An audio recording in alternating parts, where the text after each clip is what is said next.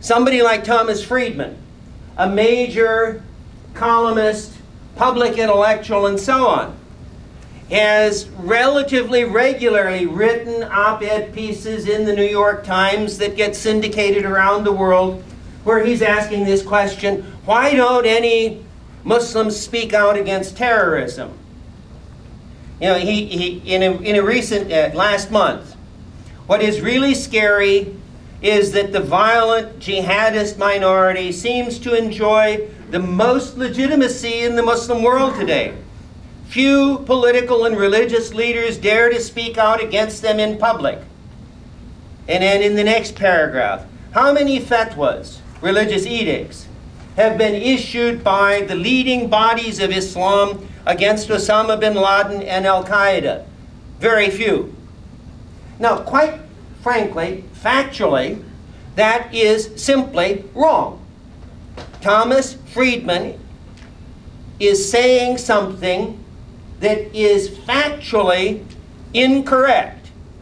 And so when you look at this kind of a question asked by somebody who is informed, in theory, about world affairs, you have an option. Either this guy gets lots of money for writing columns and writing books, and he doesn't know a stitch what he's talking about, or he is lying through his teeth for political ends.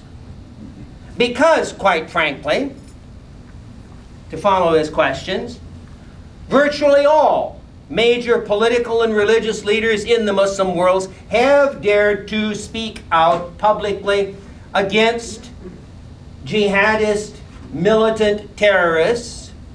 They have sometimes done so at great risk, but they have regularly done so.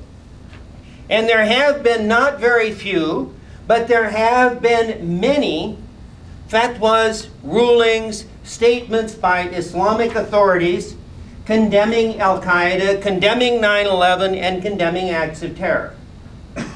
And so what I thought would be useful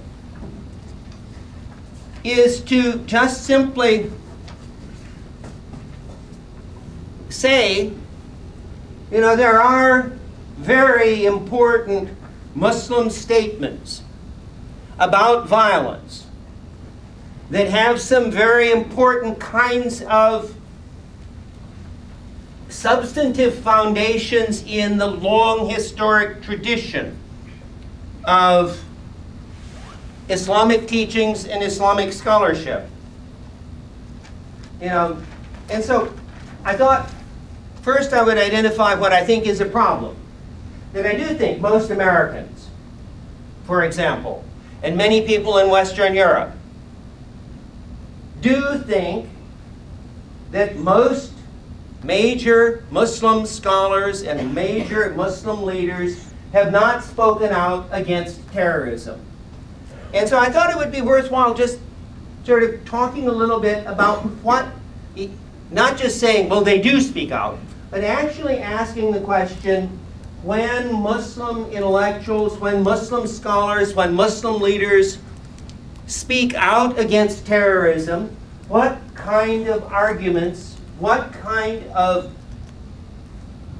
programmatic positions do they use? Now, I think that there are a number of websites that have many, many different statements condemning terrorism, especially since 9/11.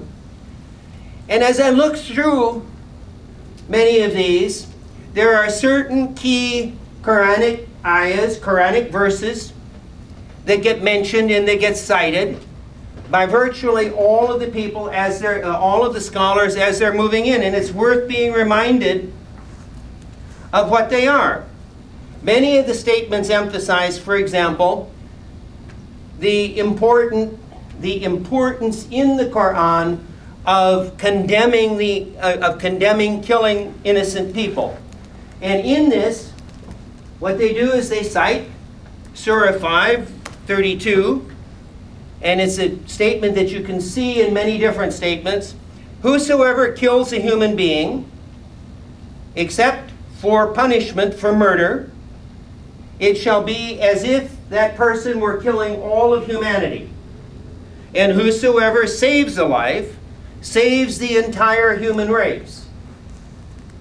Now, as I say, this becomes then a theological foundation that gives high value to individual life and gives high value to the protection of innocent people, even in a context of conflict and war.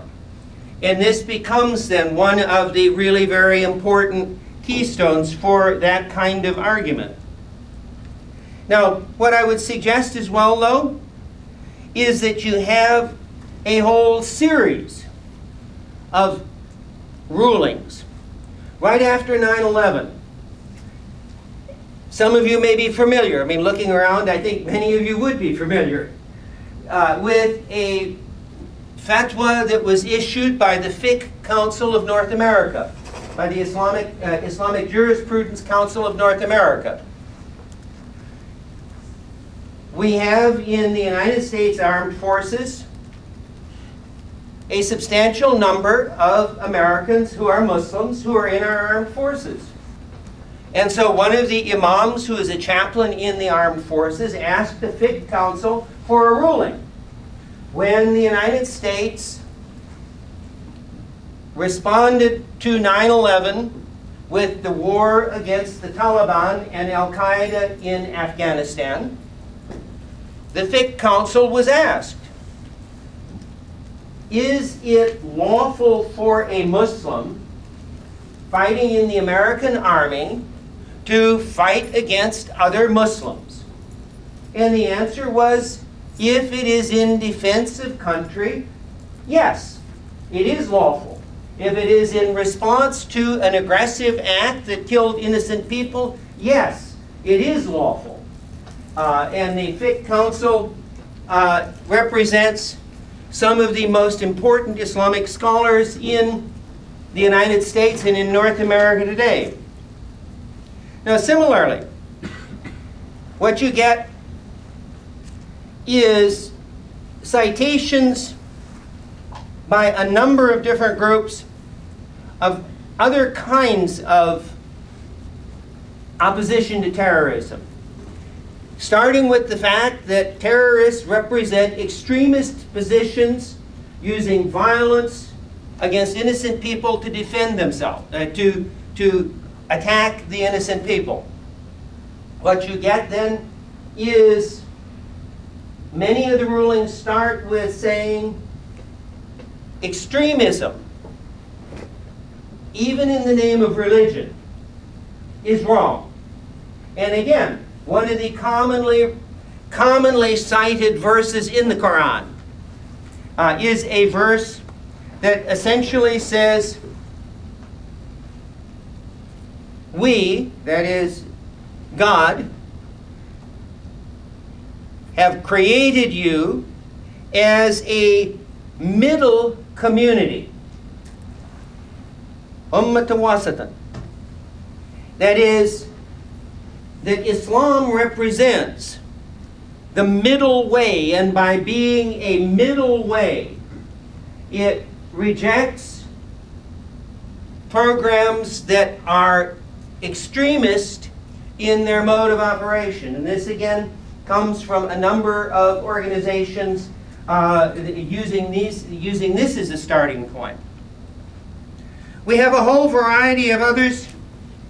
What I would like just basically to call your attention to, it's available online. There is